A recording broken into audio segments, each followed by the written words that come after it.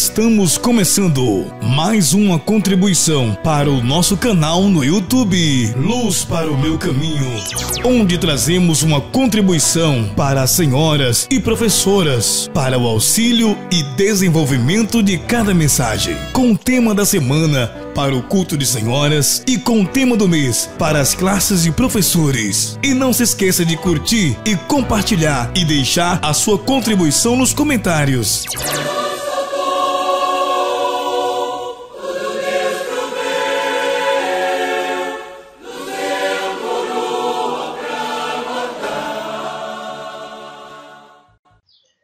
Olá, meus queridos, tudo bem? A paz do Senhor Jesus. Nós estamos iniciando mais uma contribuição para o nosso trabalho que fazemos aí junto com as nossas irmãs, professoras, senhoras, servas à frente. E nós temos como tema para esta semana, a última pergunta que foi deixada, a Escola Bíblica Dominical, foi deixada a opção para poder usar a quarta e a quinta pergunta. Então aqui escolhemos uma para nós fazermos um trabalho. Quais os elementos e ações que caracterizam o aspecto profético da igreja de Tiatira, que está relacionado nos seguinte versículo, capítulo 2, 18 ao 24. Aqui nós temos exatamente a história da igreja de Tiatira, onde a gente vê a forma como o Senhor ele se apresenta para a igreja. E no versículo 18 aqui nós temos o Senhor Jesus como ação no momento em que ele se apresenta como o Filho de Deus.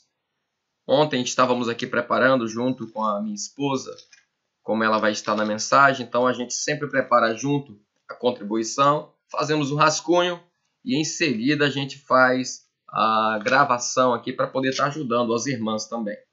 Então, no versículo 18, aqui a gente vê quando ele se apresenta, primeiramente uma das ações foi exatamente essa. Eis que, o versículo 18, aqui. E ao anjo da igreja de Tiatira, escreve, isto diz o Filho de Deus. O porquê do Senhor Jesus ele se apresentar desta forma? O porquê dele se apresentar como Filho de Deus? A gente sabe que o momento que a igreja de Tiatira estava vivendo era um momento de muita heresia. Era um momento de mentiras, onde Jezabel ali, ela trouxe todos os ensinamentos errados, contrário às doutrinas do Espírito Santo. E ela se dizia ser uma mensageira de Deus. Mas que Deus era esse? O Deus que ela servia lá era Baal, o qual ela servia nas terras dela. Então esses ensinamentos foram trazidos. A consequência disso, isso foi o resultado do casamento pervertido entre o Estado e a igreja de Pérgamo. Então esses ensinamentos foram sendo trazidos para dentro da igreja.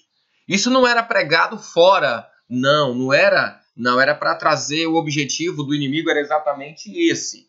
Era tirar o verdadeiro ensinamento. Então o que ela dizia? Ela dizia ser profetisa, porém ela não era. Então a grande questão aqui, quando o Senhor ele se apresenta como Filho de Deus, ele está se representando como único. Como único. Então não há outro além de mim. O que está sendo pregado aí é mentira. O que está sendo falado em meu nome, o que está sendo dito, o que está sendo feito em meu nome, olha, eu não tenho compromisso com isso. Se os irmãos observar lá quando Moisés diz para o Senhor, Senhor, mas o que direi quando perguntares quem foi que me enviou?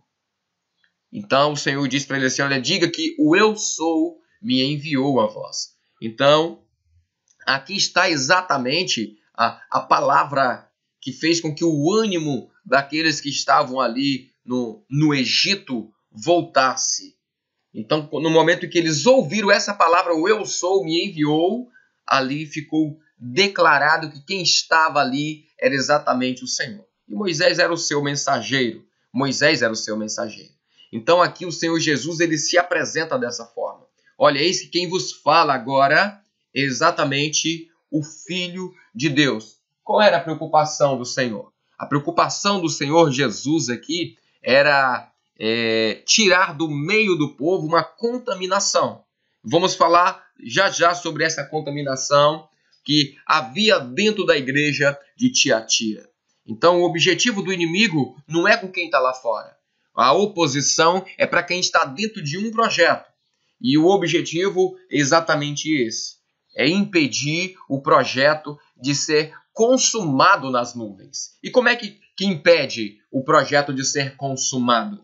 Trazendo heresia, trazendo mentiras para dentro da igreja, trazendo falsos ensinamentos, aniquilando as revelações do Espírito Santo por razão, né, por aquilo que não transcende. Então aqui a gente vê o porquê desta ação. Ele não estava dizendo que não era para poder dizer que ele era o não. Isso aqui é porque havia uma necessidade de sanar quem era a voz ali. É como João Batista dizia: eu sou a voz do que clama. Ou seja, eu sou a voz de alguém. Então, quando ele chega, ele diz: eu sou o Filho de Deus. Então, no momento que ele chega e diz isso, elimina toda a heresia que estava sendo colocado dentro da igreja ali, sendo pregado ali pelos responsáveis daquela época. Então, a segunda ação a gente vê quando ele diz que o Filho de Deus que tem os olhos como chama de fogo. Os olhos como chama de fogo é algo interessante. Por quê? Porque os olhos como chama de fogo, ele não só vê. Os olhos como chama de fogo, ele não só vê como ele conhece. É diferente o ver e conhecer. Porque a gente podemos deixar as pessoas ver somente aquilo que a gente quer. Era um povo ali naquele instante estava vivendo de aparência. Outros diziam estar servindo a doutrina mesmo dos apóstolos, mas o Senhor, quando ele chega e diz assim: olha, eu tenho os olhos como chama de fogo. Os olhos como chama de fogo, ele consegue penetrar no profundo e escondido do coração do homem. Eu posso dizer com os lábios aqui agora que eu estou bem espiritualmente, mas o Senhor, ele é aquele que vê o nosso interior. Ele é aquele que conhece o nosso interior. Ele é aquele que prova que verdadeiramente nós não estamos bem. Como é que nós estamos bem se nós estamos sendo coniventes? Se nós estamos tolerando os ensinamentos de Jezabel? Se nós estamos aqui de acordo com esses ensinamentos? Como é que nós estamos bem? Não estamos bem. Então ele vem, por isso que ele diz: olha, eu sou o Filho de Deus. Eu tenho os olhos como chama de fogo. Então, a partir do momento que nós ouvimos isso, porque você pode ter certeza de uma coisa: seremos confrontados, principalmente agora, no tempo do breve. Nós seremos confrontados pelo Espírito da verdade. Quem é o Espírito da verdade? O Filho de Deus. Ele é o Espírito de verdade. Então ele chega e diz: olha, eu sou o Filho de Deus. Então, quando essa mensagem chega no ouvido da igreja, isso aqui vai deixar claro. Vai deixar claro que o momento que nós estamos vivendo é o momentos finais da igreja sobre a face da terra. Então, o que acontece? No momento que você ouve o Filho de Deus, olha, ou seja, essa doutrina aqui é verdadeira. Por quê? Porque no momento que ele fala isso, ele não fala simplesmente para o ouvido externo, mas ele fala também para o ouvido da alma. E o ouvido da alma, quando ouve isso, ela arde de alegria. Então, aqui não tem como dizermos que estamos vivendo uma obra genuína, sendo que ela é de aparência. Sendo que o momento era de fruto quando o Senhor Jesus chegou ali achando que tinha fruto naquela figueira e não tinha. Então o Senhor, ele dá uma ordem. Então o momento que nós estamos vivendo agora, é o momento final da igreja. Eu sei as tuas obras. Então, os olhos como chama de fogo. A Bíblia diz que haverá um momento em que toda obra, aqui no próprio Apocalipse, aqui na igreja de Tiatira, o Senhor fala que toda obra vai ser provada. Não existe, aqui não tem como você estar mentindo para o Senhor. Você pode estar enganando o seu pastor, você pode subir no púlpito. Você pode subir no púlpito. Você pode estar na frente de uma reunião de senhoras. Mas o Senhor, quando Ele chega e diz isso para você, é porque Ele quer confrontar o que há dentro de você. Se está condizendo com aquilo que Ele tem pregado nos últimos dias dentro da igreja.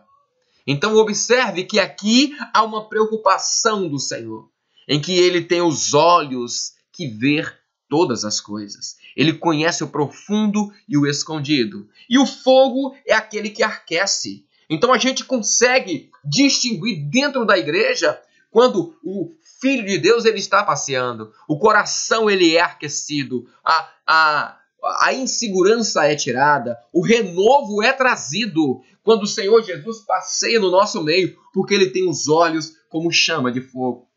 Às vezes estamos ali no silêncio, com o coração doído, sofrido das lutas, das perseguições, e Ele vem e penetra com esse olhar de profundeza nos nossos corações, e Ele tira, e Ele sana, e Ele resolve a nossa causa.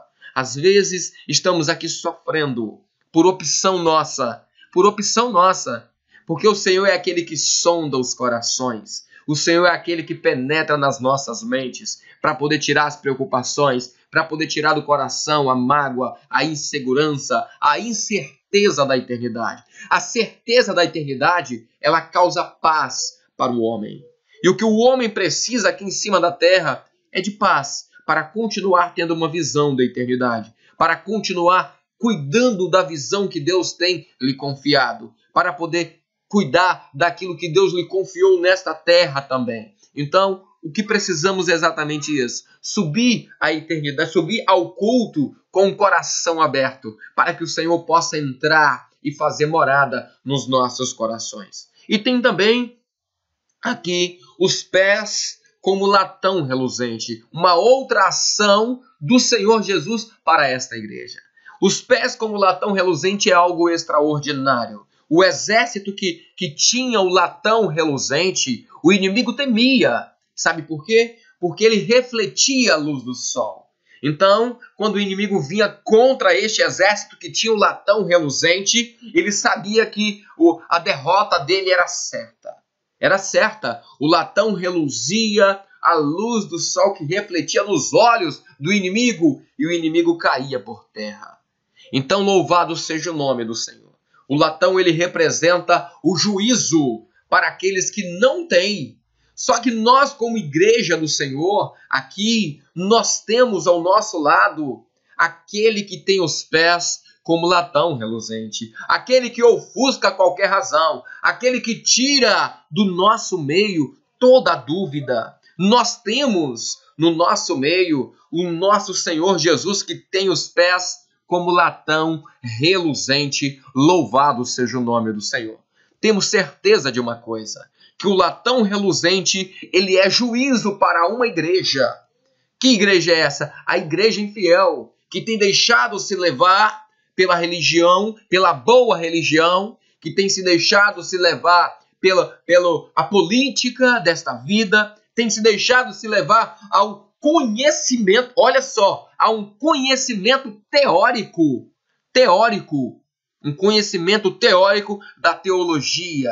Teórico é aquela coisa simples, aquela coisa palpável, é aquilo que você consegue ver, aquilo que você consegue tocar.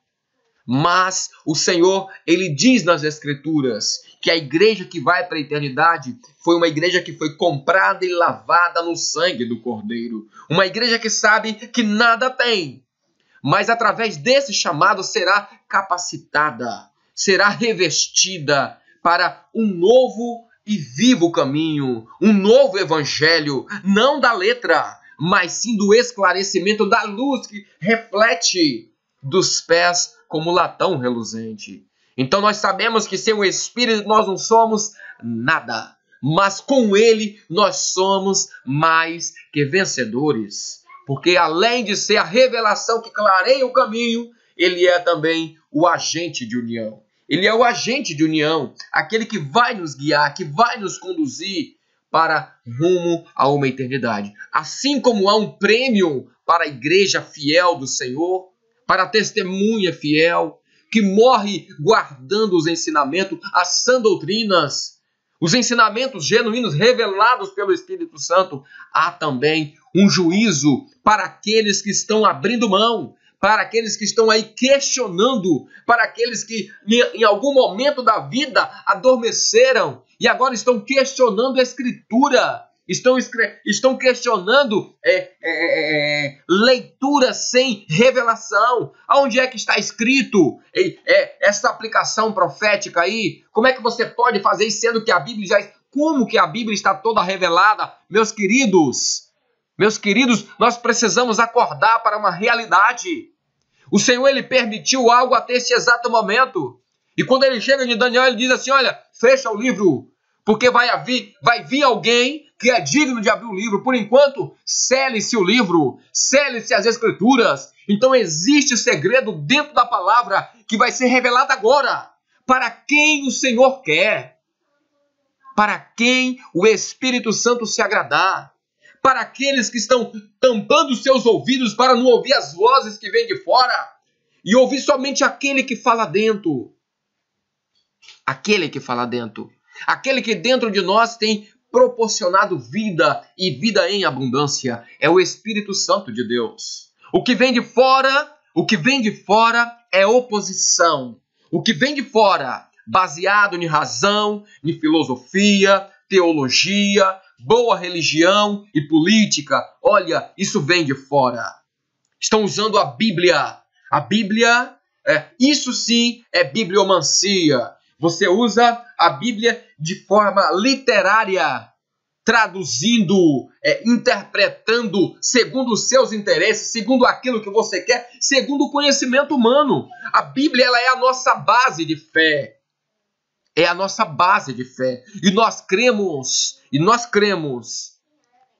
que o alimento que vai nos manter vivo nesta terra, que vai manter a nossa alma saciada, ela emana de dentro das Escrituras, sim, revelada pelo Espírito Santo. A árvore que havia lá no Jardim do Éden e que está hoje localizada lá na eternidade, a árvore da vida. Hoje nós temos o privilégio de termos este fruto hoje aqui, na obra criadora.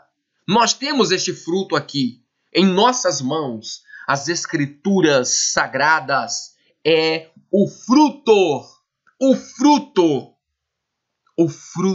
da árvore da vida. O fruto da árvore da vida.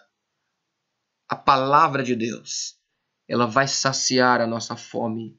Ela vai tirar dos nossos corações as incertezas, as dúvidas sobre o céu. Mas quando é que vai ocorrer isso? Quando a luz estiver sobre ela. Quando o Espírito Santo se revelar de dentro das Escrituras para fora. Porque o autor está vivo. E o autor, ele confiou este período ao Espírito Santo. Então não procure nas escolas desta vida, nos ensinamentos superficiais. Vá para o joelho, vá para o jejum, vá para a santificação. Porque os estudos desta vida vai nos empossar de um conhecimento humano que não emana para a eternidade. Que vai sim enriquecer o nosso conhecimento, louvado seja o nome do Senhor. Mas não vai saltar para a eternidade. E tem a parte aonde o Senhor ele diz: e ferirei de morte os filhos, e toda a igreja saberá que eu sou aquele que sonda as mentes. A mente, que sonda a mente e sonda o coração. Coração, segundo foi falado na escola bíblica dominical, corações e rins, né? No original está escrito em algumas Bíblias escrito os rins, né? É um que purifica a água. O rins ele serve para purificar a água, purificar o sangue, purificar o sangue, O sangue é o espírito que está dentro de um corpo. A grande preocupação do Senhor aqui, quando ele fala que ele vai sondar a mente e o coração e os rins, por que dessa preocupação? O Senhor, quando ele vier, ele vai vir e ele vai buscar uma igreja, um corpo. E segundo o que ele fala sobre corpo, o cordeiro lá, ele tem que ser perfeito. O corpo para o cordeiro tem que ser perfeito. Ele não pode ter mancha, ele não pode ter membros grandes ou até mesmo menores. Ele tem que ser perfeito. Tem que estar funcionando tudo em sintonia. Então por que ele diz que sondará a mente e o coração e os rins? Sabe por quê? A mente é aonde se processa a salvação. Eu posso estar aqui na minha igreja, como já falamos, no púlpito pregando. E o que processa na minha mente? Na mente é o lugar onde se processa a salvação. É tanto que nas armaduras de Deus, o que está designado para a mente é o capacete. O capacete da salvação. Porque o lugar que se processa a salvação é na mente do homem. Então o Senhor diz assim, olha, e visitarei a mente, sondarei a mente. Eu entrarei na sua mente e vou descobrir o que está sendo processado. Meus queridos, é por isso que nós não precisamos temer ao Senhor. Porque Ele só vem para trazer a verdade para a nossa mente.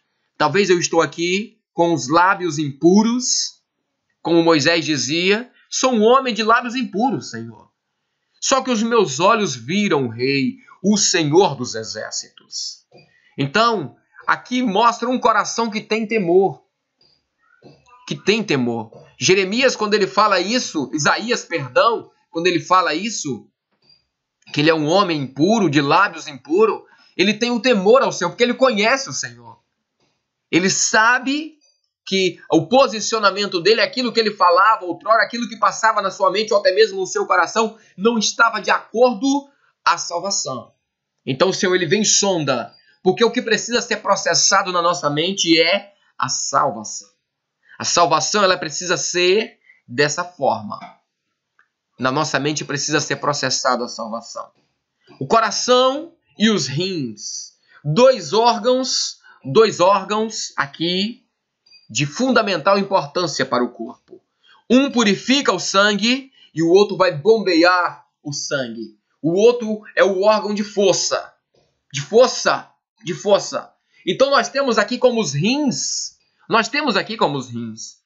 Exatamente o Senhor Jesus. O Senhor Jesus dentro do corpo, que é a igreja, ele tem o papel de purificar o sangue que é o Espírito. Então o Senhor Jesus o que é que faz o bom funcionamento dos rins? Aqui foi trazido um ensinamento aqui de uma revelação que os irmãos alcançaram em uma igreja da área de saúde. Algo realmente novo. Os rins adoecem por falta de água, por ausência de água. E de água limpa. Então, quando você tem o hábito de beber bastante água, os seus rins, ele não adoece. Mas quando você substitui a água por refrigerante ou por bebida alcoólica, seja lá o que for, os seus rins vai adoecer. Então nós temos dentro de nós a salvação, que é Jesus. Jesus está dentro de nós e ele é exatamente os rins. É aquele que purifica. E quando você vai ver, Jesus nos convida a beber da água. Quero ir ao rio, beber da água que salta para... Esta é a água que vai manter Jesus funcionando dentro de nós. E os rins, e Jesus saudável dentro de nós, o que vai acontecer? Vai acontecer a purificação do sangue. Vai haver o bom funcionamento dos rins. Os rins vai ser esse filtro. Imagine agora quando você deixa de estar bebendo da água da vida, o que acontece? Os rins adoecem. E os rins adoecendo, você vai cair nas mãos daquilo que é externo. Você vai ter a consequência de tudo isso. Você vai adoecer. Aonde agora você vai ter que estar ligado a aparelhos vai ter que estar tirado, tirar todo o seu sangue, porque os seus rins não funcionam. Você vai ter que trocar o sangue de tempo em tempo. E aonde entra a interferência de fora, aonde vem o fermento, é aonde vem o fermento para as 3 medidas de farinha de trigo. Então vem exatamente o sangue daquilo que é de fora, daquilo que não serve, daquilo que não transcende. Porque nós temos dentro do corpo, nós temos um sangue genuíno que foi derramado na cruz do Calvário. É este sangue que tem que correr dentro de nós. É este sangue que os rins vai estar sempre filtrando. É este sangue que Jesus está constantemente limpando para que não haja interferência do exterior. Então o que acontece aqui? Então acontece que nós iremos cair na máquina governamental. Doença do coração. E o que acontece? O que acontece é exatamente isso. E o coração é o órgão de força. O órgão de força é aquele que vai fazer com que o sangue circula em todo o corpo. Esse órgão, ele também adoece. E nós temos prova na palavra de que realmente ele adoece. A Bíblia diz que o Espírito que faz o papel do coração.